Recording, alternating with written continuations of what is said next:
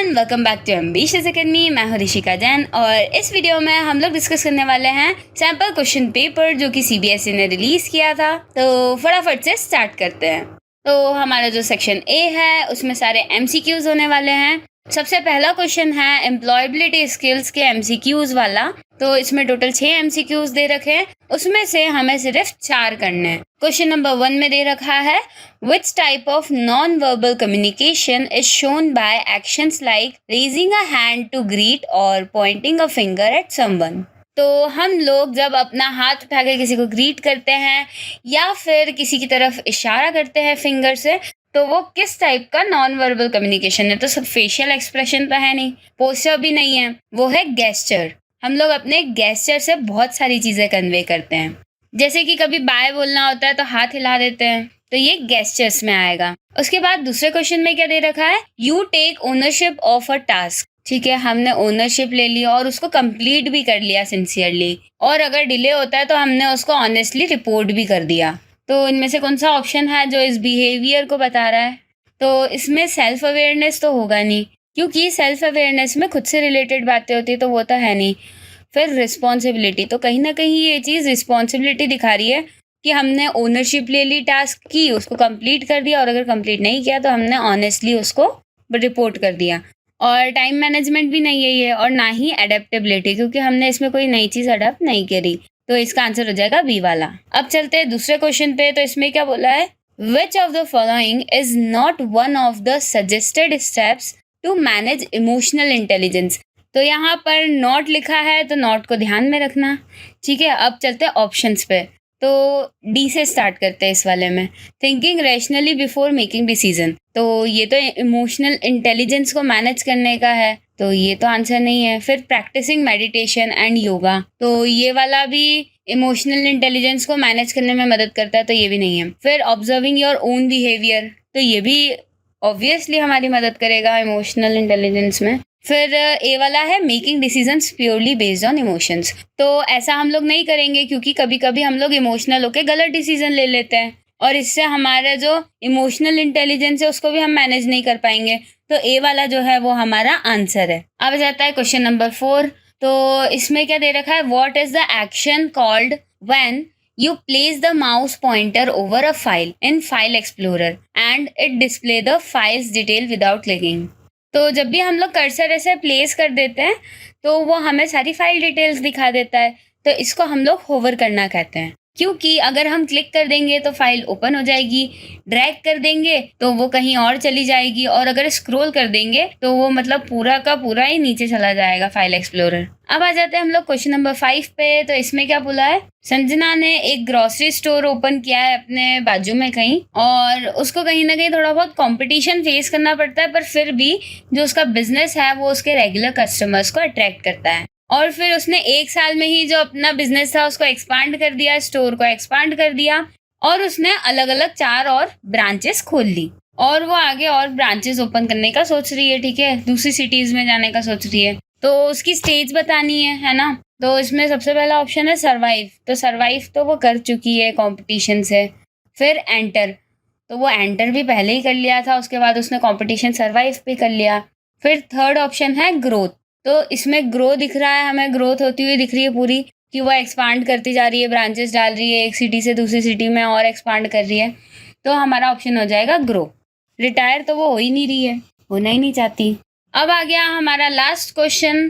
तो इसमें क्या है? Donating things we do not use such as clothes, books, furniture और food contributes to which sustainable development गोल।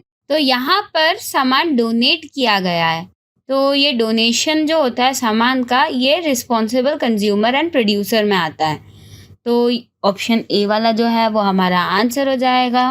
अब आ जाएंगे हमारे एआई वाले क्वेश्चंस। तो इसमें टोटल 6 क्वेश्चन दे रखे हैं, और इसमें से हमें कोई से 5 का आंसर करना है। तो स्टार्ट करते हैं फर्स्ट क्वेश्चन से, जो कि बहुत ईजी दिख रहा है ना। क्या है? With respect to the type of data fed into the AI model can be broadly classified into dash domains। तो अपन ने AI डोमेन्स पढ़े थे, तो टोटल 3 डोमेन होते हैं। पहला होता है डेटा साइंस, दूसरा होता है नेचुरल लैंग्वेज प्रोसेसिंग और तीसरा होता है कंप्यूटर विजन। तो इन तीनों के बारे में ही बात हो रही है, तो 3 जो है वो हमारा आंसर बन जाएगा। अब आ जाते हैं सेकंड क्वेश्चन पे। तो इसमें असर्शन रीजन है, तो हमारा असर्शन क्या है? Virtue based framework focuses on the character and intentions of individual involved in decision making. तो ये हमारा फर्स्ट चैप्टर से है। तो ये जो असर्शन है ये ट्रू है, क्योंकि वर्च्यू बेस्ड फ्रेमवर्क जो है वो कैरेक्टर और इंटेंशन पे फोकस करता है एक इंसान के। अब अगर इस चीज़ को डिटेल में समझना है तो चैनल पे सारे चैप्टर की वीडियोस अपलोडेड हैं, तो वो तुम लोग देख सकते हो। अब आ जाते हैं रीजन पे। तो रीजन क्या दे रखा है? Virtue based framework evaluates whether action align with principles such as honesty, compassion and integrity. तो जो रीजन है वो भी ट्रू है, क्योंकि देखो वर्च्यू बेस्ड फ्रेमवर्क में क्या, वो उसका कैरेक्टर जज करेगा। तो उस चीज़ के लिए रीजन क्या दे रखा है कि जो वर्च्यू बेस्ड फ्रेमवर्क है वो ये देखता है कि जो एक्शंस हैं वो अलाइन कर रहे हैं उसके प्रिंसिपल्स के साथ, जैसे कि ऑनेस्टी, कंपैशन, इन प्रिंसिपल्स के साथ उसके एक्शन अलाइन कर रहे हैं या फिर नहीं कर रहे हैं। तो इसका आंसर हो जाएगा ए वाला, both A and R are true and R is correct explanation of A. अब आ जाते हैं क्वेश्चन नंबर 3 पे। तो इसमें क्या बोला है? A teacher uses a rule based program to grade students ऐसे। ठीक है, मतलब टीचर ने क्या कर लिया? एआई की मदद ले ली अब तो, है ना। तो इसमें क्या यूज़ किया है? रूल बेस्ड प्रोग्राम यूज़ करा है टीचर ने कि जल्दी जल्दी चेकिंग हो जाएगी, टीचर का काम ख़त्म अब, है ना। तो इसमें यहाँ प्रोग्राम क्या करेगा? प्रोग्राम को ऐसा ट्रेन किया गया है कि वो कुछ स्पेसिफिक कीवर्ड्स और फ्रेजेस को देखेगा और उसके बेसिस पे वो ग्रेड्स असाइन कर देगा, मतलब नंबर दे देगा। तो अब इसमें दिक्कत क्या आ रही है कि जो स्टूडेंट्स हैं वो कुछ नए वर्ड्स और एक्सप्रेशंस यूज़ कर रहे हैं जो कि उस मॉडल की ट्रेनिंग में नहीं थे। तो अब वो क्या कर रहा है? वो जो प्रोग्राम है वो गलत ग्रेड्स दे रहा है बच्चों को। तो अब इसमें जो इशू है उसके बारे में हमें बताना है, उसका रीज़न बताना है ना। तो देखो इसके ऑप्शंस अगर हम रीड करेंगे, जैसे कि पहला वाला दे रखा है the rule based program was not trained on enough essays. तो ऐसा तो है नहीं, ठीक है, उसको नए वर्ड्स नहीं पता, नहीं समझ पा रहा वो। बी वाला में क्या दे रखा है? The rule based approach is static and can not adapt to new words और एक्सप्रेशंस। तो ये वाली दिक्कत है, ठीक है, क्वेश्चन में लिखी हुई दिख रही है हमें तो ये दिक्कत। तो बी वाला हमारा आंसर हो जाएगा, है ना। अगर हम सी और डी ऑप्शन को भी देखें तो इसमें क्या दे रखा है कि सी वाला तो है ही नहीं यार, कहाँ बच्चे इतने बड़े ऐसे लिख रहे हैं कि बिल्कुल दिक्कत ही आ जाए। और डी वाले में क्या दे रखा है? The program was not tested properly. तो ये चीज़ भी नहीं है। दिक्कत तो बस उसी की आ रही है कि जो स्टूडेंट्स नए नए वर्ड्स लिख दे रहे हैं वो उसको समझ नहीं पा रहा। तो हमारा करेक्ट ऑप्शन हो जाएगा बी वाला। अब आ जाते हैं क्वेश्चन नंबर 4 पे, जिसमें क्या पूछा है? Dash is an integral part of the model development process. ठीक है, मॉडल डेवलपमेंट प्रोसेस का पार्ट है ये, है ना। That helps to find the best model that represent our data. तो अब हम अच्छा कैसे पता करते हैं किसी चीज़ के लिए? तो टेस्ट करके कि भैया ये चीज़ बनी है, मुझे मिली है, तो मैं इसको क्या करूँगी? टेस्ट करूँगी कि ये मेरा काम कर भी पा रहा है कि नहीं कर पा रहा। अगर नहीं कर पा रहा तो मैं उसको रिप्लेस करूँगी या उसमें कुछ चेंजेस करवाऊँगी। तो इसका आंसर हो जाएगा हमारा एवेल्युएशन। ये भी देखेंगे कि वो मतलब कितने अच्छे से काम कर पा रहा है और जो अपनी इच्छाएं हैं उनको फुलफिल कर पा भी रहा है कि नहीं फ्यूचर में। अब आ जाते हैं क्वेश्चन नंबर 5 पे। इसमें क्या बोला है? Dash is mainly focus on enhancing raw input images और preparing them for other task. तो ऐसी कौन सी चीज़ है जो कि मतलब रॉ इमेजेस जो होती है उनको इन्हेंस करती हैं, मतलब और अच्छा बनाएंगे। ठीक है, तो जैसे क्वेश्चन में दे रखा है रीस्केलिंग, फिर करेक्टिंग ब्राइटनेस। तो ये काम तो कौन करता है? इमेज प्रोसेसिंग करती है। अब हमें पता है कि इमेज प्रोसेसिंग जो है वो कंप्यूटर विजन का ही एक सबसेट है। ठीक है, तो पहले वाले ब्लैंक में आ जाएगा इमेज प्रोसेसिंग और दूसरे में आ जाएगा कंप्यूटर विजन। तो हमारा ऑप्शन सी जो है वो आंसर है। अब आ जाते हैं क्वेश्चन नंबर 6 पे। तो इसमें ट्रू और फॉल्स बताना है हमें। तो क्या दे रखा है? In natural language processing it is important to understand that a word can have multiple meanings. तो ये चीज़ तो एकदम सही है ना, कि जो नेचुरल लैंग्वेज होती है, मतलब जो कि हम लोग यूज़ करते हैं ह्यूमंस, उस लैंग्वेज में एक ही वर्ड के बहुत सारे मतलब होते हैं। और आगे क्या दे रखा है? And the meaning fit into the statement according to the context of it. और ये भी चीज़ सही है, हम लोग बस जो सेंटेंस होता है उससे समझ जाते हैं कि इस वर्ड का इस सेंटेंस में क्या मतलब होने वाला है। तो ये ट्रू है तो हम ट्रू लिख देंगे। अब वापस से वैसे ही क्वेश्चन है ना, मतलब टोटल 6 क्वेश्चंस दे रखे हैं, उसमें से हमें 5 करने कोई से भी, पर हम डिस्कस तो सारे ही करेंगे, ठीक है। अब पहले क्वेश्चन पे आ जाते हैं। तो इसमें क्या दे रखा है, a self driving car fails to detect pedestrian crossing at night resulting in a near accident.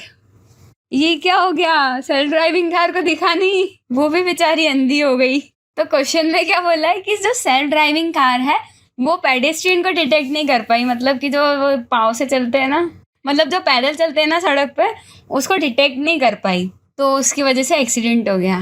भाई खतरनाक है सेल्फ ड्राइविंग कार। अब यहाँ पर क्वेश्चन में क्या पूछा है, which domain of AI technology should be enhance to improve safety. तो क्या इनहेंस करेंगे, वो बेचारी कार है उसको दिख नहीं रहा ढंग से, है ना, तो ऑब्वियसली विजन खराब है उसका, तो कंप्यूटर विजन ही इम्प्रूव करना पड़ेगा। तो अपन भी कार की तरह बिना देखे डी वाले ऑप्शन को मार्क कर देंगे एकदम। अब आ जाते हैं क्वेश्चन नंबर 2 पे। तो इसमें क्या बोला है, in given fruit data set what do we call fruit colour and price. अरे ये जो कॉलम्स दिख रहे हैं फ्रूट कलर और प्राइस के, तो हम इनको क्या बोलेंगे, तो इनको हम फीचर्स बोलेंगे। तो जो फीचर्स है वो हमारा आंसर हो जाएगा।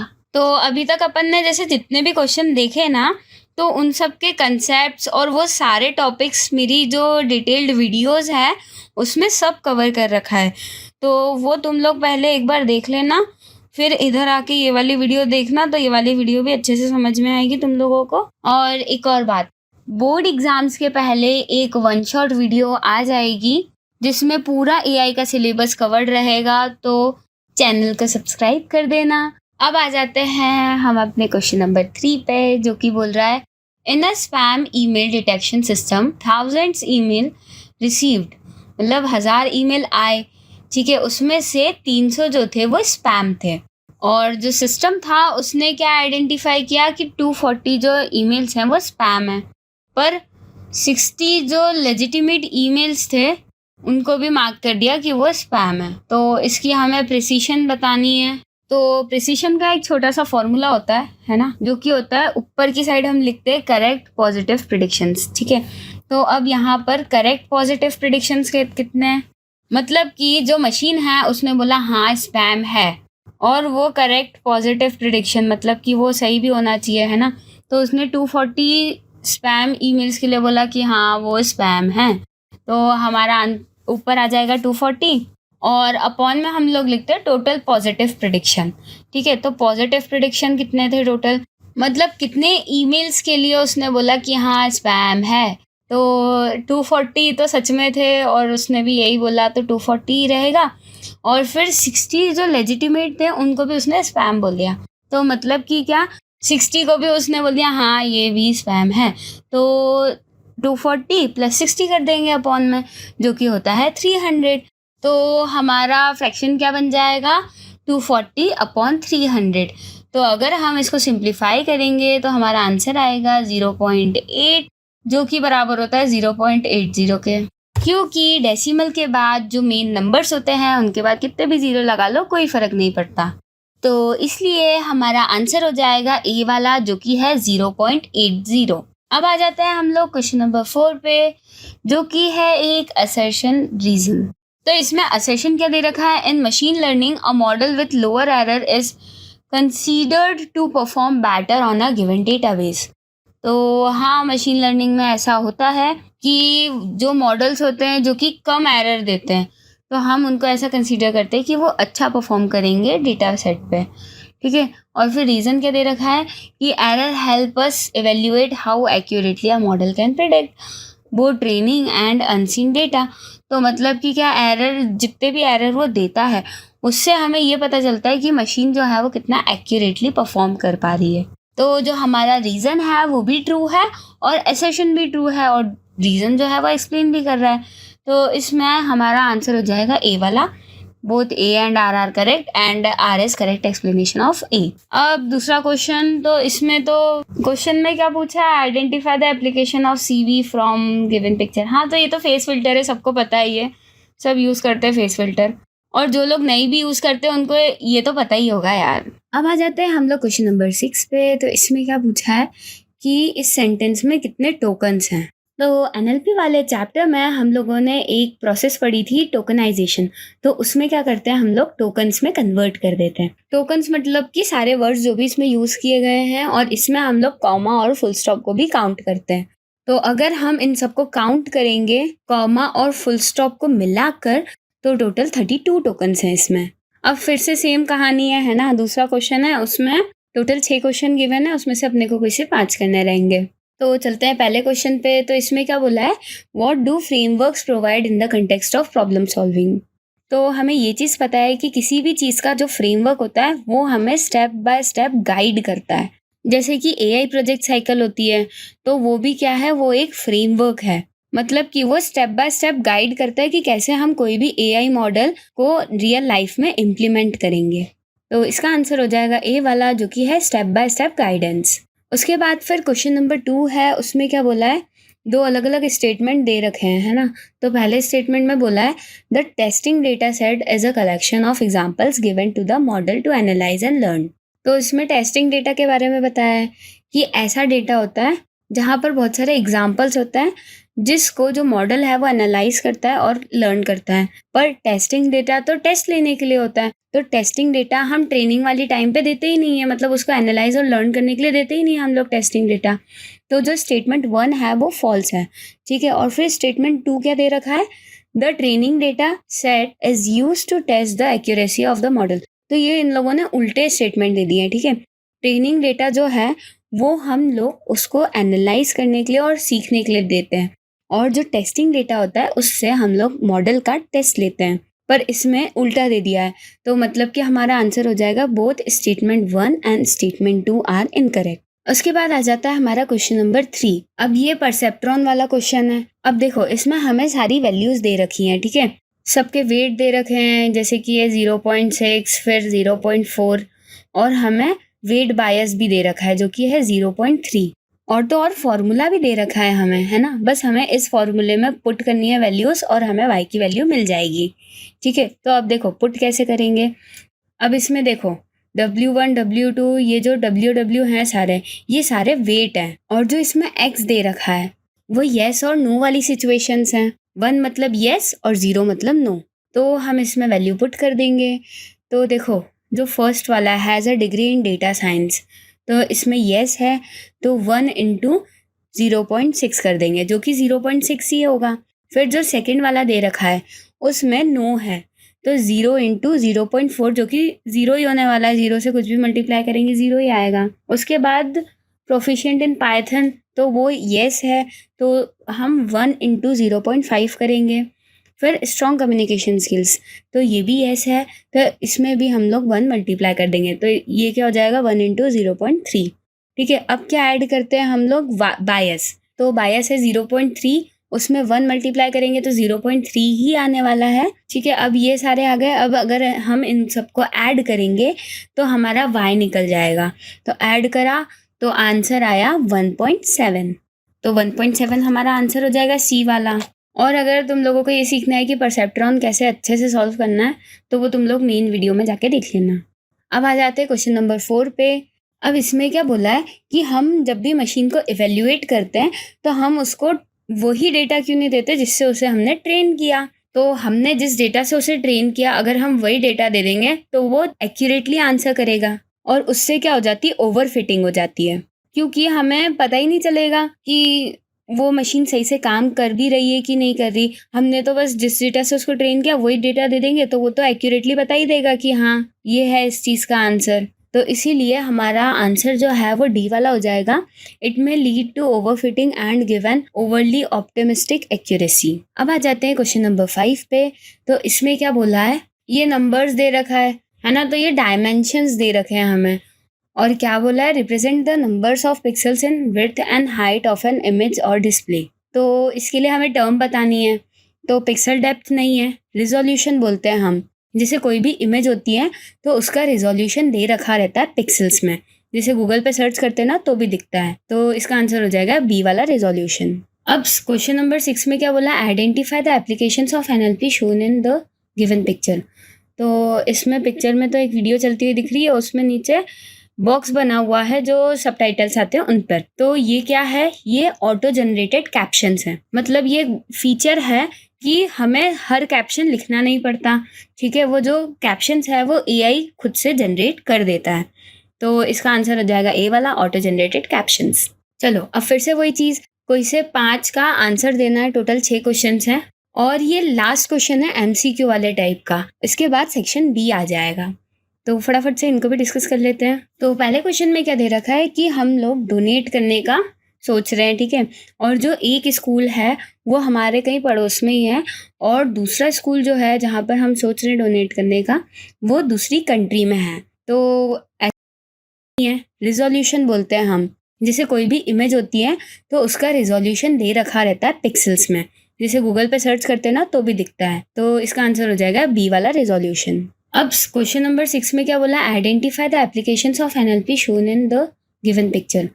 तो इसमें पिक्चर में तो एक वीडियो चलती हुई दिख रही है, उसमें नीचे बॉक्स बना हुआ है जो सबटाइटल्स आते हैं उन पर। तो ये क्या है, ये ऑटो जनरेटेड कैप्शंस है। मतलब ये फीचर है कि हमें हर कैप्शन लिखना नहीं पड़ता, ठीक है। वो जो कैप्शंस है वो एआई खुद से जनरेट कर देता है। तो इसका आंसर हो जाएगा ए वाला, ऑटो जनरेटेड कैप्शंस। चलो अब फिर से वही चीज़, कोई से 5 का आंसर देना है। टोटल 6 क्वेश्चंस हैं और ये लास्ट क्वेश्चन है एमसीक्यू वाले टाइप का। इसके बाद सेक्शन बी आ जाएगा। तो फटाफट से इनको भी डिस्कस कर लेते हैं। तो पहले क्वेश्चन में क्या दे रखा है कि हम लोग डोनेट करने का सोच रहे हैं, ठीक है। और जो एक स्कूल है वो हमारे कहीं पड़ोस में ही है और दूसरा स्कूल जो है जहाँ पर हम सोच रहे हैं डोनेट करने का वो दूसरी कंट्री में है। तो ऐसा कौन सा फैक्टर है जो कि हमें अनकॉन्शियसली इन्फ्लुएंस करेगा। तो देखो दोनों स्कूल हैं, दोनों स्कूल में से हम लोग कौन सा चूज़ करेंगे, हम लोग वो स्कूल चूज़ करेंगे जो कि हमारे घर के पास होगा, जिससे कि हम लोग इजीली जाके डोनेट कर सकें। तो इसमें हमारा आंसर क्या हो जाएगा, लोकेशन ऑफ द रिसिपेंट। क्योंकि अगर हम बाकी ऑप्शंस देखें तो बी वाले में दे रखा है डिज़ाइन ऑफ चैरिटी लोगो। तो लोगो देख के थोड़ी ना डिसाइड करते हैं, है ना। फिर क्या है, weather on the day of donation, तो वेदर भी नहीं देखेंगे हम। फिर type of pen use to sign, तो हमारा आंसर ए वाला ही होगा, है ना। लोकेशन देखेंगे, जो पास होगा उसमें जाके डोनेशन कर देंगे। उसके बाद फिर क्वेश्चन नंबर 2 है। तो इसमें क्या बोला है कि एक घर था, उसकी प्रिडिक्टेड कॉस्ट क्या थी, 4,53,000 और एक्चुअल सेलिंग प्राइस जो थी वो थी 4,88,000। तो अब यहाँ पर हमें एरर रेट बताना है। अब एरर रेट बताने के लिए एक फॉर्मूला होता है जो कि है absolute error upon actual price. तो एब्सोल्यूट एरर मतलब कि क्या, कितने का डिफरेंस हुआ, है ना। तो हम इन दोनों को माइनस कर देंगे, जो उसकी प्रिडिक्टेड कॉस्ट थी और जो सेलिंग प्राइस थी उन दोनों को। तो अगर हम माइनस करेंगे तो उसका आंसर आएगा 35,000। अब 35,000 जो है वो हमारा एब्सोल्यूट एरर है, तो हम लोग पुट कर देंगे उसमें, है ना। और एक्चुअल प्राइस क्या थी, तो एक्चुअल प्राइस थी 4,88,000, ठीक है। प्रिडिक्टेड वाली नहीं लिखेंगे, एक्चुअल लिखेंगे। और फिर अब हम इन दोनों को डिवाइड कर देंगे। तो जैसे ही डिवाइड करेंगे तो हमारा आंसर आ जाएगा जो कि है 0.071। तो इस वाले क्वेश्चन का आंसर होगा बी वाला, 0.071। अब आ जाता है थर्ड क्वेश्चन पे। तो इसमें हमें एक इमेज दे रखी है। तो अब इसमें क्या बोला है कि हमें ऐसी प्रोसेस बतानी है जो कि रियल वर्ल्ड ऑब्जेक्ट्स को आइडेंटिफाई करती है ना। जैसे फेस, बाइसिकल, और इस वाली इमेज में देखो तो कैट, डॉग, डक, इन सबको आइडेंटिफाई कर रखा है। और ये ऑटोमेटेड व्हीकल पार्किंग सिस्टम्स में भी यूज़ होती है। और अगर हम लोग इमेज में देखें तो उसमें स्क्वायर भी बने हुए हैं ऑब्जेक्ट्स पे। तो इसका आंसर हो जाएगा ऑब्जेक्ट डिटेक्शन, क्योंकि ऑब्जेक्ट डिटेक्शन जो है वो ऑब्जेक्ट को ऐसे डिटेक्ट कर लेता है। क्योंकि इमेज सेगमेंटेशन में तो वो पिक्सल्स को सेगमेंट्स में बांट देता है और इमेज क्लासिफिकेशन में वो क्लासीफाई करता है ऑब्जेक्ट को, मतलब अलग अलग छांट देगा। अब आ जाते हैं फोर्थ क्वेश्चन पे। इसमें क्या बोला है, dash is the outcome of the model wrongly predicting the negative class as positive class. तो इसमें नाम देने का एक बहुत ही इजी तरीका होता है कि जो प्रिडिक्शन हुआ है मॉडल के थ्रू उसको देखकर हम लोग नेगेटिव और पॉजिटिव लगाते हैं आखिरी में, है ना। तो जो मॉडल है उसने क्या प्रिडिक्ट किया है, पॉजिटिव प्रिडिक्ट किया है, तो हम आखिरी में पॉजिटिव लगा देंगे। अब वो जो प्रिडिक्शन है वो गलत है, तो जब भी प्रिडिक्शन गलत होती है तो आगे हम लोग फॉल्स लगा देते हैं, और अगर सही होती है तो ट्रू लगाते हैं। तो इस वाले केस में फॉल्स आ जाएगा। तो हमारा आंसर है वो बन जाएगा फॉल्स पॉजिटिव। अब आ जाएगा अपना क्वेश्चन नंबर 5। अब इसमें एक बॉट के बारे में बताया है, ठीक है, मतलब एक ऐसा बॉट जिसको क्रिएट करना आसान हो और वो जो काम करे वो प्री रिटन इंस्ट्रक्शन के बेसिस पे करे और easy to integrate with messaging platforms और उसमें बहुत कम लैंग्वेज प्रोसेसिंग स्किल्स हो। तो अगर हम इसमें ऑप्शंस को देखें तो स्क्रिप्ट बॉट होता है, वो स्क्रिप्ट्स पे काम करता है, मतलब कि वो उसको इंस्ट्रक्शंस दे दो वो वैसा वैसा काम कर देगा और मतलब बनाने में भी बहुत आसान होता है, उसमें NLP स्किल्स भी ज़्यादा नहीं होती। तो हमारा आंसर हो जाएगा स्क्रिप्ट बॉट। और वहीं अगर हम बात करें स्मार्ट बॉट की तो उनमें NLP स्किल्स होती हैं, मतलब वो लोग अच्छे से लैंग्वेज को प्रोसेस कर पाते हैं और वो लोग धीरे धीरे सीखते जाते हैं। तो इस वाले जो क्वेश्चन है इसका आंसर हो जाएगा ए वाला, जो कि है स्क्रिप्ट बॉट। अब ये लास्ट क्वेश्चन है इस सेक्शन का, तो इसमें क्या बोला है, what are the stemmed and lemmatized form of the word flies. तो जो स्टैम्प्ड होता है उसमें वो मीनिंगलेस वर्ड्स भी बना देता है, पर लेमेटाइजेशन में वो मीनिंगफुल वर्ड्स ही देता है, ठीक है। तो अगर हम ऑप्शंस को देखें तो ए और बी जो ऑप्शन है उसमें तो उसने मीनिंगफुल ही वर्ड बना दिया है स्टैम्प्ड में भी, तो ये दोनों तो होंगे नहीं। और जो सी ऑप्शन है उसमें उसने कुछ भी नहीं किया, एज इट इज उठा के रख दिया है बस, तो सी वाला भी ऑप्शन नहीं होगा। तो इसका आंसर हो जाएगा डी वाला, क्योंकि इसमें स्टैम्प्ड वर्ड जो है वो FLI लिखा है, ठीक है। तो ये मतलब कभी कभी मीनिंगलेस वर्ड्स भी जनरेट कर देता है और लेमेटाइज्ड में FLY है, तो मतलब कि जो डी वाला ऑप्शन है वो करेक्ट है। अब चलते हैं हम सेक्शन बी पर। तो इसमें एम्प्लॉयबिलिटी स्किल्स के पहले क्वेश्चंस हैं। तो टोटल 5 क्वेश्चंस गिवन है, हमें उनमें से 3 करने रहेंगे और सारे ही 2 नंबर के हैं। तो फर्स्ट क्वेश्चन पे चलते हैं। तो इसमें क्या बोला है, what is a pronoun, give an example. तो प्रोनाउन हमें पता है, ऐसा वर्ड जो कि नाउन को रिप्लेस कर दे, जैसे he, she, it, I, you, they, we. और हम लोग एग्जाम्पल में एक सेंटेंस बना के दिखा सकते हैं, है ना। जैसे कि इसमें लिखा है Kavita bought a book, she has a great book collection. तो इसमें जो शी है वो क्या है, प्रोनाउन है, क्योंकि हमने उसे कविता की जगह पे यूज किया है। अब आ जाते हैं क्वेश्चन नंबर 2 पे। तो इसमें क्या बोला है, list 4 steps to build self motivation. अब हमें 4 स्टेप्स बतानी है और एक स्टेप जो रहेगी वो हाफ मार्क की रहेगी, तो ऐसे 2 नंबर मिलेंगे हमें। तो हम लोग सेल्फ मोटिवेशन को बिल्ड करने के लिए सबसे पहले अपनी स्ट्रेंथ्स को पता करते हैं कि हाँ हमारी क्या क्या स्ट्रेंथ्स हैं, जैसे कि पंक्चुअलिटी, या फिर कुछ लोग ऐसे होते हैं कि अगर काम शुरू कर दिया है तो उसको ख़त्म करके ही मानते हैं। उसके बाद हम लोग अपने गोल्स को सेट करते हैं और उस पर फोकस करते हैं। फिर तीसरी चीज़ क्या कर सकते हैं, develop a plan to achieve your goal, मतलब कि हम लोग एक प्लान बनाएंगे कि हमें कैसे अपने गोल को अचीव करना है और हमेशा हमें लॉयल रहना है। लॉयल किसके लिए रहेंगे, तो अपने गोल्स के लिए। अब आ जाता है थर्ड क्वेश्चन पे। तो इसमें क्या बोला है, security break is leakage of information stored in a computer. तो इसमें हमें ये बताना रहेगा कि जो अपनी इंफॉर्मेशन है वो कैसे लीक हो जाती है, तो उसको एक्सप्लेन करना है अपने को। अब आंसर देखते हैं। तो पहली चीज़ तो ये कि हम लोग कभी कभी अपनी पर्सनल इन्फॉर्मेशन देते टाइम ध्यान ही नहीं देते हैं। कभी कभी हम लोग अपनी पर्सनल इन्फॉर्मेशन अनसिक्योर साइट्स पे दे देते हैं, तो उससे क्या होता है, डेटा लीक हो जाता है। जैसे कि कभी कभी बैंक अकाउंट डिटेल्स हम लोग दे देते हैं या फिर किसी चीज़ का पासवर्ड दे देते हैं अनसिक्योर साइट्स को, तो वो चीज़ हमें नहीं करनी चाहिए।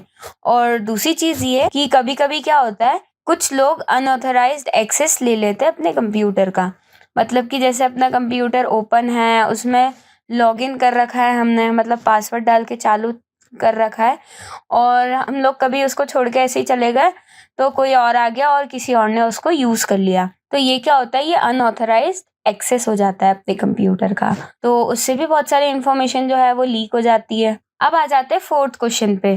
तो इसमें एक केस दे रखा है कि रीमा जो है वो एक छोटा सा बिजनेस चलाती है हैंडमेड सोप्स का, और रोज सुबह वो ये डिसाइड करती है कि कौन सा प्रोडक्ट बनाना है, कितना बनाना है और कहाँ जाके उसे बेचना है, और वो रॉ मटेरियल भी अरेंज करती है और जो भी उसका स्टाफ रहता है उसको काम भी असाइन करती है। अब यहाँ पर हमें 2 फंक्शंस बताने हैं एंटरप्रेन्योर के, जो कि इस पूरी स्टोरी में डिस्क्राइब करें, मतलब बताएं। तो देखो, सबसे पहला क्या बताया है कि वो सारे डिसीजंस ले रही है खुद से, है ना। तो मतलब सबसे पहला फंक्शन क्या हो गया, मेकिंग डिसीजन। और दूसरा क्या है, वो देखो सारे काम खुद से कर रही है ना। पहले सोचेगी कि क्या बनाना है, फिर कहाँ सेल करना है, कितना बनाना है, और फिर अपने जो भी स्टाफ है उसको काम बताना कि ये काम तुम्हें करके रखना है। तो इसमें क्या किया उसने, पूरे बिजनेस को मैनेज करके रखा है। तो हमारा दूसरा पॉइंट हो जाएगा मैनेजिंग द बिजनेस। अब आ जाते हैं क्वेश्चन नंबर 5 पे। तो इसमें क्या बोला है, what is organic farming, mention any 2 benefits of practising organic farming. तो ऑर्गेनिक फार्मिंग हम लोग जानते ही हैं। ऑर्गेनिक फार्मिंग एक ऐसी फार्मिंग होती है जहाँ पर केमिकल, पेस्टिसाइड्स, फर्टिलाइजर्स का यूज़ नहीं किया जाता। अब हमें इसके बेनिफिट्स भी बताने हैं। तो देखो अगर हम लोग केमिकल्स नहीं डालेंगे तो उससे क्या होगा कि जो क्रॉप है वो अच्छी उगेगी और केमिकल फ्री रहेगी। और कहीं ना कहीं केमिकल, पेस्टिसाइड्स, फर्टिलाइजर से जो सॉइल होती है उसकी क्वालिटी भी खराब हो जाती है। तो अगर हम लोग ऑर्गेनिक फार्मिंग करेंगे तो हमारी जो सॉइल है उसकी फर्टिलिटी पे भी कोई इफेक्ट नहीं पड़ने वाला, और हम लोग उसे फ्यूचर में भी यूज़ कर सकते हैं। अब आ जाता है अपना दूसरा क्वेश्चन। तो इसमें टोटल 6 क्वेश्चंस रहेंगे, उनमें से कोई से 4 अटेम्प्ट करने हैं और ये सारे 2 नंबर के होंगे। तो स्टार्ट करते हैं क्वेश्चन नंबर 1 से। अब पहले क्वेश्चन में क्या बोला है, what do you do in the second and third stage of an AI project cycle. तो हमने पढ़ा है कि जो सेकेंड स्टेज होती है वो होती है एक्वायरिंग डेटा। तो इसमें हम लोग अपना जो भी प्रोजेक्ट होता है उसके लिए डेटा इकट्ठा करते हैं। अब जो डेटा रहता है उसको हम लोग अलग अलग सोर्स से इकट्ठा करते हैं, ठीक है, कलेक्ट करते हैं। और हम लोग कोशिश करते हैं कि जो सोर्स हो वो रिलायबल और ऑथेंटिक हो। ऑथेंटिक मतलब कि ऐसी जिस पे हम लोग बिलीव कर सकें। और जो थर्ड स्टेज होती है उसमें हम लोग क्या करते हैं, जो भी डेटा रहता है उसको ऑर्गेनाइज करते हैं। जैसे कि उसको कोई विजुअल रिप्रेजेंटेशन दे देंगे, जैसे कि ग्राफ, फ्लो चार्ट, मैप। तो अगर हम विजुअलाइजेशन देते हैं तो उसकी मदद से हमें जो पैटर्न्स समझने रहते हैं उसमें आसानी होती है और हम लोग उसको एनालाइज इजीली कर पाते हैं और उससे कुछ मीनिंग निकाल पाते हैं। अब आ जाते हैं दूसरे क्वेश्चन पे। तो इसमें क्या बोला है, identify the type of deep learning model. Deep learning models को आइडेंटिफाई करना है ना। तो पहला क्या दिया है, this deep learning model process input images by learning to assign importance, weights और बायसेस।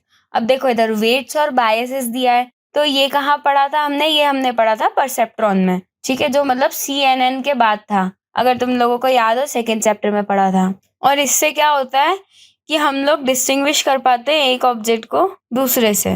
तो इसका आंसर हो जाएगा CNN। उसके बाद फिर आ जाता है बी वाला। तो इसमें क्या बोला है, this deep learning model is inspired by the structure of human brain. It can automatically extract features from large database without exploiting. तो ह्यूमन ब्रेन की तरह तो एक ही डिजाइन है, ANN, आर्टिफिशियल न्यूरल नेटवर्क, ठीक है, क्योंकि ये कहीं ना कहीं ह्यूमन ब्रेन की तरह बनाने की कोशिश की गई थी, है ना। तो बी वाले का आंसर हो जाएगा आर्टिफिशियल न्यूरल नेटवर्क्स। इसमें आगे भी दे रखा है, each node is the network acts like a small machine learning algorithm. तो नोड्स भी ANN में ही होते हैं। तो हमारा आंसर हो जाएगा आर्टिफिशियल न्यूरल नेटवर्क। अब आ जाते हैं क्वेश्चन नंबर 3 पे। तो इसमें क्या बोला है, इसमें पूछा है कि रीइंफोर्समेंट लर्निंग कैसे अलग है सुपरवाइज्ड और अनसुपरवाइज्ड लर्निंग से। तो सबसे पहली चीज तो कि सुपरवाइज्ड और अनसुपरवाइज्ड लर्निंग होती है, उसमें हमें जो भी हमने उसको डेटा दिया लर्निंग के लिए उसका इंफॉर्मेशन होना चाहिए और हमें ये भी पता होना चाहिए कि क्या चल रहा है और कैसे प्रॉब्लम सॉल्व करनी है। पर बहुत बार ऐसा होता है कि कुछ ऐसी सिचुएशन आ जाती है जहाँ पर हमें बहुत ज़्यादा कॉम्प्लेक्स प्रॉब्लम से डील करना पड़ता है, और तो और हमें ऐसे इन्वायरमेंट पे रिस्पॉन्स देना पड़ता है जो कि हम लोगों ने देखा नहीं हो या फिर जिसके बारे में हमारे पास ज़्यादा डेटा नहीं हो। तो उन सिनेरियो में हम लोग रीइंफोर्समेंट लर्निंग का यूज़ करते हैं, जो कि क्या करता है, कम डेटा में भी ट्रेन हो जाता है, चीज़ें सीख लेता है गलती कर करके, और फिर वो जो भी नया सिस्टम आता है या जो भी चेंजेस आते हैं उसको इजीली अडेप्ट कर लेता है, क्योंकि चेंजेस तो आते ही रहते हैं। तो रीइंफोर्समेंट लर्निंग की वजह से वो उन चेंजेस को भी अडेप्ट इजीली कर लेता है। अब आ जाते हैं क्वेश्चन नंबर 4 पे। तो इसमें क्या बोला है, what is model evaluation in machine learning and how does it help improve on AI model. तो मॉडल एवेल्युएशन एक ऐसी प्रोसेस होती है जहाँ पर हम लोग अलग अलग एवेल्युएशन मैट्रिक्स का यूज़ करते हैं, जिसकी मदद से हम लोग जो भी अपना ML मॉडल होता है उसकी परफॉर्मेंस को अच्छे से समझ पाते हैं। और उसकी मदद से हम लोग जो भी मॉडल होता है उसकी स्ट्रेंथ्स, वीकनेस और वो कहाँ अच्छे से काम कर पाएगा, वो चीज़ हम समझ पाते हैं आसानी से। और जो AI मॉडल होता है उसको अगर हम अच्छे फीडबैक देते हैं कि मतलब ये कमी है या इसको ऐसे करो, तो उससे क्या होता है, वो सीखते जाता है और वो इम्प्रूव होते जाता है। और वो तब तक इम्प्रूव होते जाता है जब तक कि उसमें डिज़ायरेबल एक्यूरेसी ना आ जाए। तो इसीलिए जो फीडबैक लूप होता है वो बहुत ज़रूरी होता है और उसकी वजह से हम लोग जो अपना AI सिस्टम होता है उस पर ट्रस्ट कर पाते हैं, क्योंकि हमें पता है कि हमने उसे फीडबैक दे के उसकी गलती उसको बता के बहुत अच्छे से सिखा दिया है, तो अब वो गलती नहीं करेगा। तो इसकी वजह से जो यूज़र होता है या जो जिसने बनाया उसके और जो AI मॉडल है उन दोनों के बीच में अच्छा सा ट्रस्ट डेवलप हो जाता है और फिर उनको ट्रस्ट इश्यूज नहीं आते हैं। अब आ जाते हैं क्वेश्चन नंबर 5 पे। तो इसमें क्या बोला है, what is byte image format in the context of digital images. तो ये बाइट इमेज में क्या होता है, तो जो पिक्सल वैल्यू होती है वो 8 बिट इंटीजर में स्टोर होती है ना। और इसमें टोटल मतलब रेंज होती है वैल्यूज की, तो वो होती है 0 से 255। और जो 0 होता है वो ब्लैक होता है ना, और जो 255 होता है वो फुल कलर होता है। अब ऐसा क्यों होता है कि 0 से 255 तक की ही वैल्यूज होती है इसमें? तो सबसे पहली चीज़ तो ये बाइनरी सिस्टम का यूज़ करता है। बाइनरी सिस्टम में हम लोगों ने पढ़ा है कि 2 वैल्यूज होती है, एक होती है 0 या फिर एक होती है 1। और हर एक बिट की ये 2 वैल्यूज हो सकती है ना। और एक बाइट में 8 बिट्स होते हैं, तो उसकी वजह से एक पैटर्न बनता है। अब फिर से ये वही वाली बात आ गई कि इसका मैंने पूरा एक्सप्लेनेशन अपने डिटेल्ड वीडियो में डाल रखा है, कंप्यूटर विजन वाली, तो वो पहले जाकर तुम लोग देख लेना अगर डिटेल में समझना हो। अभी मैं बस शॉर्ट में बता रही हूँ, ठीक है। तो उसका रिजल्ट क्या होता है कि टोटल 256 वैल्यूज होती है, मतलब क्या 2 की पावर 8 जो कि होता है 256। तो टोटल 256 वैल्यूज होती है ना। और फिर हम लोग 0 से स्टार्ट कर रहे हैं, तो इसीलिए वो 0 से लेके 255 वैल्यूज तक होता है। तो इसीलिए हर पिक्सल जो होता है एक बाइट इमेज में, वो 1 बाइट का यूज करता है। अब हम आ जाते हैं लास्ट क्वेश्चन पे, जो कि है क्वेश्चन नंबर 6। तो इसमें क्या बोला है, identify the stage of NLP and explain. अब इसमें NLP का हमें स्टेज बताना है ना। पहला वाला क्या है, we are to the zoo going tomorrow. ये कैसा सेंटेंस है, उसको सही करके क्या बनाया है, वी आर गोइंग टू जू टुमारो। ठीक है, तो ये किस चीज का केस है, तो देखो ये सिंथेटिक एनालिसिस या फिर पर्सिंग जिसको कहते हैं उसका स्टेज है, ठीक, मतलब उस स्टेज पे है। तो इसमें क्या करते हैं, हम लोग ग्रामर चेक करते हैं। हम लोग नहीं करते, मतलब AI करता है NLP के थ्रू। तो इसमें ग्रामर चेक की जाती है। तो इसमें क्या करते हैं कि रिलेशनशिप बनाते हैं वर्ड्स के बीच में, और जो लॉजिकली इनकरेक्ट सेंटेंस होते हैं ना उनको हटा देते हैं। अब आ जाते हैं अपन लॉन्ग क्वेश्चन आंसर्स पे। तो इसमें टोटल 5 क्वेश्चन गिवन है और हमें 3 करने हैं, और एक क्वेश्चन जो है वो 4 नंबर का है। तो ऐसे हम 3 करेंगे तो हमें 12 नंबर मिल जाएंगे। तो चलते हैं फर्स्ट क्वेश्चन पे। तो इसमें क्या बोला है, ये केस स्टडी पढ़नी है और आंसर्स करना है अपने को, है ना। तो केस स्टडी में क्या बोला है, तो इसमें एक स्कूल है जिसने कि एक AI सिस्टम डेवलप किया है ना, जिसकी मदद से वो लोग स्टूडेंट्स को छांट सकें अपनी कॉम्पिटिटिव स्कॉलरशिप के लिए। तो अब जो AI मॉडल है उसको ट्रेन कैसे किया, तो वो उन स्टूडेंट्स को प्रायोरिटी पे रखेगा जिन लोगों ने एप्लीकेशन फॉर्म जल्दी से भर दिया। तो उससे इनको क्या पता चला, उससे इन लोगों ने ये एज्यूम किया है कि जल्दी भर दिया मतलब कि क्या, वो कॉन्फिडेंट है, उसमें कॉम्पिटेंसी है, फिर वो टेक सेवीनेस है उसमें, है ना, मतलब टेक्नोलॉजी से वो बहुत अच्छे से फ्रेंडली है। और जो स्टूडेंट्स जिनको इंग्लिश अच्छे से नहीं आती या फिर वो कंप्यूटर उनके घर पे नहीं है, तो उनको फॉर्म फिल करने में ज़्यादा टाइम लगेगा। तो इसकी वजह से क्या होगा, ये एल्गोरिदम तो सही नहीं है ना। तो इससे क्या होगा, बहुत सारे डिजर्विंग स्टूडेंट्स होंगे, उनको रिजेक्ट कर दिया जाएगा। हो सकता है जिसके घर पे कंप्यूटर नहीं है या वो कंप्यूटर घर पे चलाते नहीं है, पर वो लोग अच्छे हों, टैलेंटेड हों, फिर भी उन लोगों को स्कॉलरशिप नहीं मिल पाएगी। अब हम लोग चलते हैं क्वेश्चन नंबर ए पे। तो इसमें क्या लिखा है, identify 2 reasons why the algorithm gave biased result. तो हमें वही बताना है कि वो बायस्ड रिजल्ट कैसे देगी। तो यहाँ पर अगर कोई स्टूडेंट है जो कि फ्लुएंट नहीं है इंग्लिश में, तो वो लेट हो जाएगा भरने में, पर जो एल्गोरिदम है वो क्या मान लेगी कि उसकी जो कॉम्पिटेंसी है वो कम है, जबकि वहाँ पर क्या हो सकता है, लैंग्वेज चैलेंज हो सकता है कोई भी।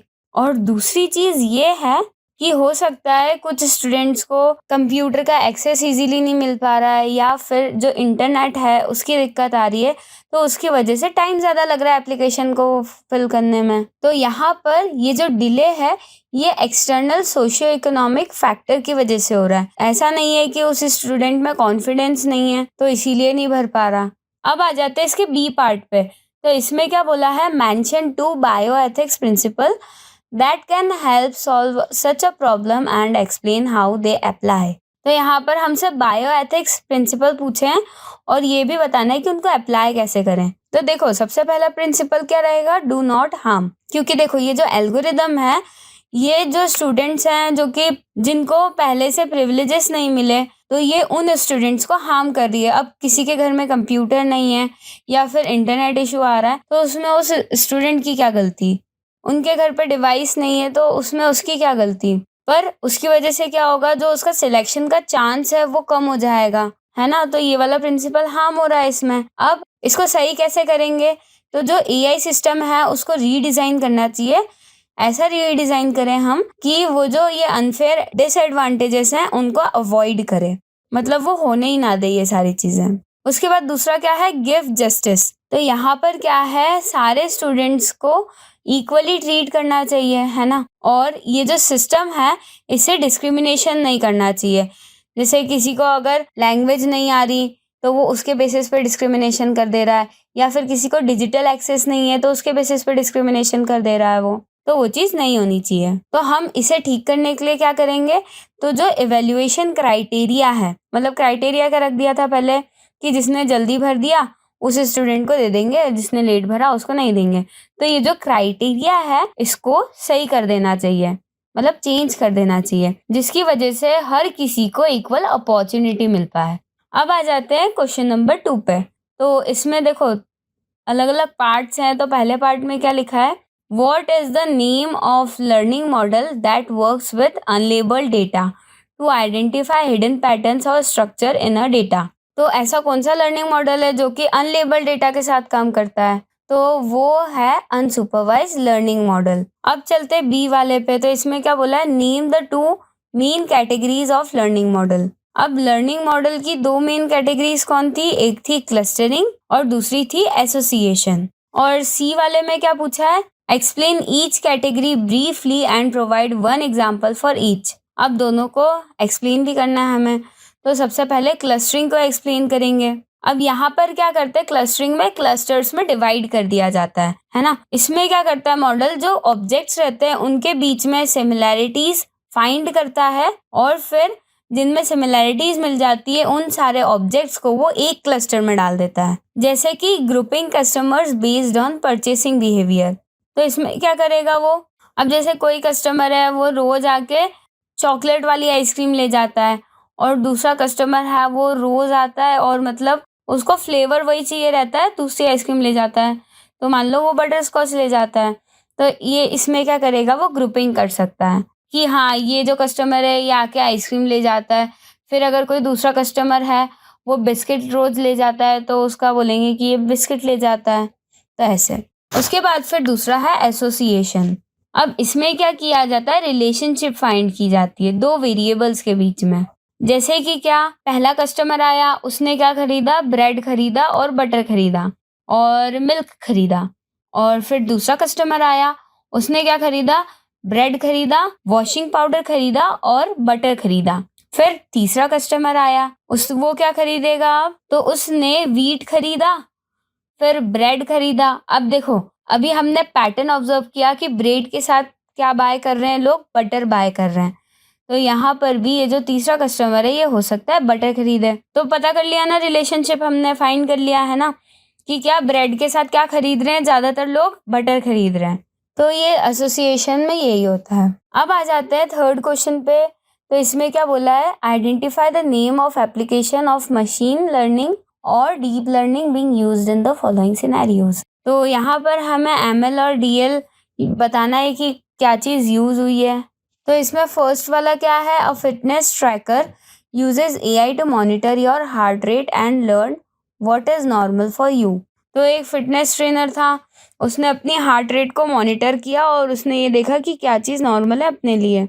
उसके बाद क्या हुआ, एक शाम में अपन रिलैक्स कर रहे थे, ठीक है, और हम मूवी देख रहे थे हॉरर वाली। तो उसमें क्या हुआ, एकदम से जो ट्रैकर था उसमें एक स्पाइक दिख गया हार्ट रेट का, क्योंकि एकदम से होता है ना, वो डरावना सा कुछ आ जाता है, तो हार्ट रेट कभी कभी इंक्रीज हो जाती है, तो उसकी वजह से।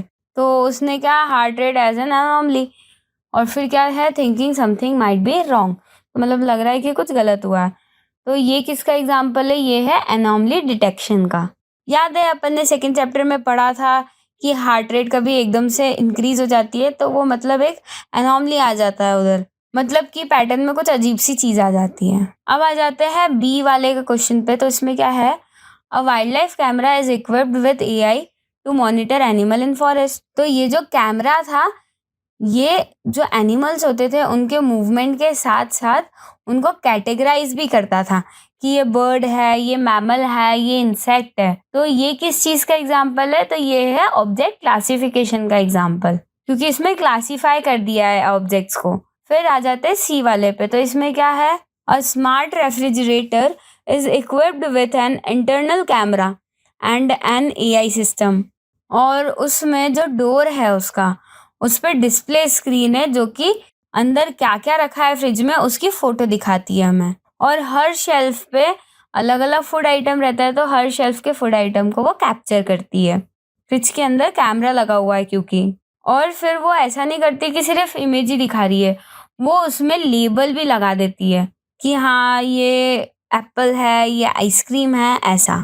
तो इसका आंसर क्या होगा, ऑब्जेक्ट आइडेंटिफिकेशन। क्यों, क्योंकि यहाँ पर वो हमें ऑब्जेक्ट आइडेंटिफाई करके उस पर लेबल लगा के दिखा रहा है। अब चलते हैं डी वाले पे। तो इसमें क्या बोला है, imagine an app that helps you unlock your bike. Instead of typing a password, you simply scribble a number code like 5281 on your phone screen using your finger, even if your handwriting is a bit messy after a tough workout.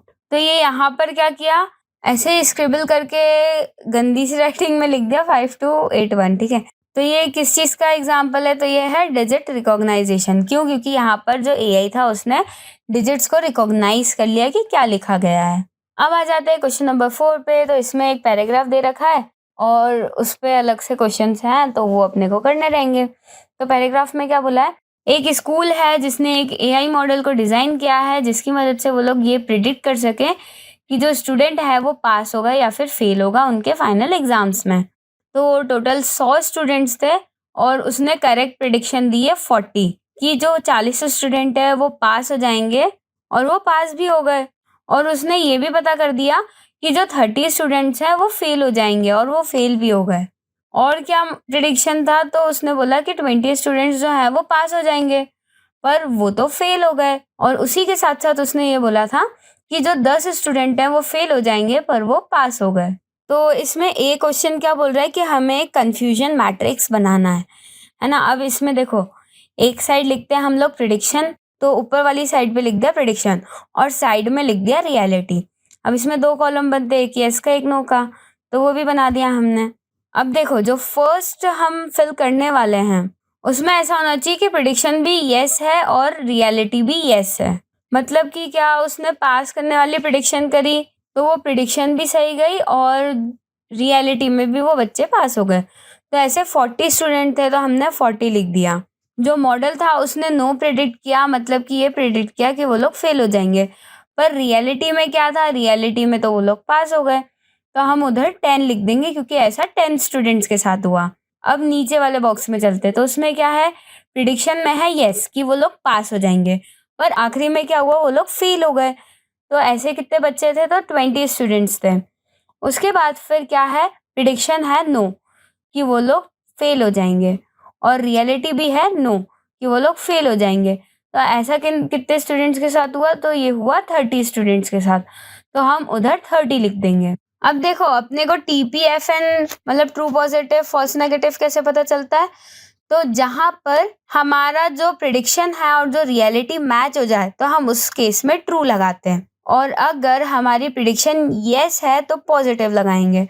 तो 40 वाले में true positive है, उसके बाद जो 10 लिखा है वहाँ पर प्रिडिक्शन नो है तो हमने नेगेटिव लगाया है, और रियलिटी और प्रिडिक्शन मैच नहीं कर रही इसलिए फॉल्स लगाया है। सेम वैसा 20 वाले में भी है कि जो रियलिटी है और जो प्रिडिक्शन है वो मैच नहीं कर रहा तो इसलिए हमने फॉल्स लगाया है, और जो अपना प्रिडिक्शन है वो पॉजिटिव है इसलिए वहाँ पर पॉजिटिव लगाया है। और वैसे ही 30 वाले केस में तो इसलिए उसमें ट्रू नेगेटिव लगाया है। अब आ जाते हैं इसके बी पार्ट पे। तो यहाँ पर क्या पूछा है, एक्यूरेसी पूछी है। तो एक्यूरेसी का इसके लिए हमें फॉर्मूला आना चाहिए। एक्यूरेसी का फॉर्मूला होता है correct predictions upon total predictions. तो अब देखो यहाँ पर करेक्ट प्रिडिक्शंस क्या है, तो TP और TN, क्योंकि वो दोनों ही ट्रू हैं तो हम इनकी जगह लिख देंगे 40 और 30। ठीक है, इन दोनों को प्लस कर देंगे, और अपॉन में है टोटल प्रिडिक्शंस, मतलब कि जितनी भी प्रिडिक्शंस थी तो वो टोटल 100 स्टूडेंट्स की प्रिडिक्शन थी तो हम नीचे 100 लगा सकते हैं, या फिर ऐसा भी लिख सकते हो 40 + 20 + 30 + 10। तो ये हमारा फ्रैक्शन क्या बन जाएगा, 70/10, जो कि होता है 0.7। अब हमें इसे परसेंटेज में कन्वर्ट करना है, तो उसके लिए हम लोग क्या करते हैं, 100 से मल्टीप्लाई कर देते हैं, तो हमारा जो नंबर है वो परसेंटेज में कन्वर्ट हो जाएगा। तो एक्यूरेसी है यहाँ पर 70%। अब आ जाते हैं सी क्वेश्चन पे। तो इसमें क्या पूछा है, रॉन्ग प्रिडिक्शंस बताना है। तो ऐसे प्रिडिक्शन जहाँ पर रियलिटी और जो प्रिडिक्शन है वो मैच नहीं हुआ, तो ऐसा किस केस में होता है, जहाँ पर फॉल्स आ जाता है। तो फॉल्स पॉजिटिव और फॉल्स नेगेटिव को अगर हम ऐड कर देंगे तो हमारा आंसर आ जाएगा। तो 20 + 10 होता है 30, तो 30 हमारा आंसर है। अब आ जाते हैं हम लास्ट क्वेश्चन पे।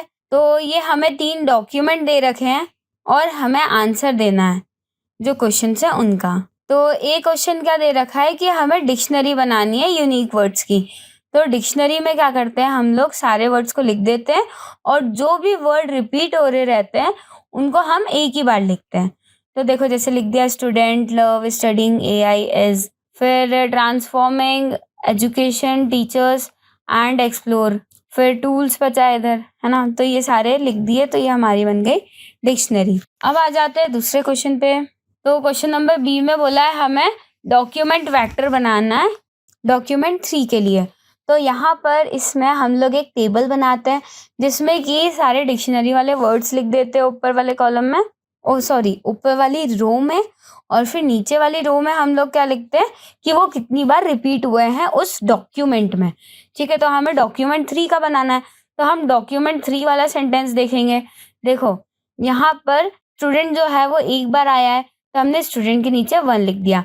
फिर लव आया है क्या, लव आया ही नहीं है तो उसके नीचे 0 लिख देंगे।